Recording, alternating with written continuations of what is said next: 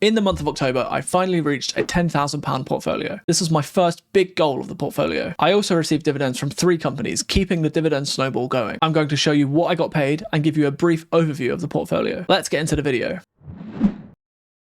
So the first dividend I received was on the 5th of October from Aviva. Aviva is a multinational insurance company headquartered in the UK. It is the largest life insurer in the UK with 20% of the market share. The stock price right now is £3.94 and the stock has been suffering over the last year. It did recover from a pandemic drop in 2022, but the stock price has dropped off since March this year, down 12% since the start of 2023. I bought a few shares of Aviva after doing my stock analysis and after seeing the price drop a little bit. But after seeing how financial stocks have been doing over the past year, I'm waiting a bit longer before I buy any more. The UK economy has been struggling, and with inflation and interest rates so high, it's hard to see how the stock market is going to go up in the near future. Aviva's dividend yield is currently sitting at about 8%, and this is very attractive to dividend investors. But price has still got to be considered when buying into dividend stocks. My current holding is 24 shares at an average price per share of £4.05. And with those 24 shares, I was paid £2.66 in dividends this month.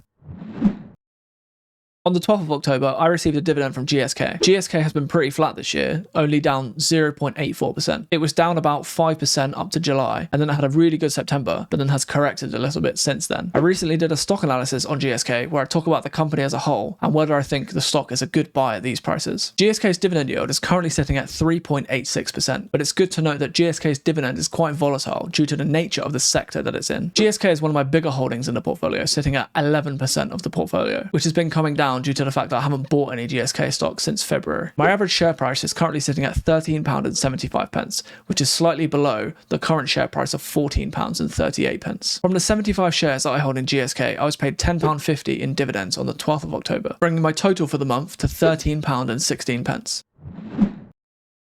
So the final dividend I received was on the 13th of October from Realty Income. This is a monthly dividend payer, so we'll be seeing this every month. Realty Income is an American real estate investment trust that invests in commercial real estate and has tenants such as B&Q and Tesco here in the UK and some other big names over in the US. The price has gone down significantly recently, so I've been adding more to the position. The price is currently $49 a share, and the price has gone down over 20% so far this year, with my position being down 16%. It is currently 13% of the portfolio, and I expect this to go up because the price is looking very attractive right now. I believe the company is seeing some bad investor sentiment due to the high interest rates, but Realty Income is in a very strong position to get through these current economic conditions. I have over £1,200 invested in Realty Income, and with my position being down over 15%, when the price recovers, I expect it to be my biggest position by far. The dividend yield is currently sitting at 6.27%, and with my 30 plus shares in the company, I receive £4.81 from Realty Income. This is my dividend tracking spreadsheet, which I use to track the holdings I have in terms of price and dividends received. There are also other features, such as the future dividends and portfolio calculator, and the live off dividends date. I update the spreadsheet on a monthly basis, so it includes any changes I make, and also you can see my portfolio in depth. You can download this on my website for free through the link in the description if you want to try it out. The total dividends I received in the month of October was £17.97. This is slightly higher than the dividends I received 3 months ago, which was in July, when I received £13.26. Thus bringing my 3-month moving average dividends up to £26.36. My total dividends received now is £186.28. You can see here in my average monthly dividends going forward that over the next 6 months, my dividend should increase by £2 on average per month. So comparing last year's results to the first 2 months of this year, last year I received £128.77, and already in my second year, I have received £57.51, which is already closing in on half of what I received last year.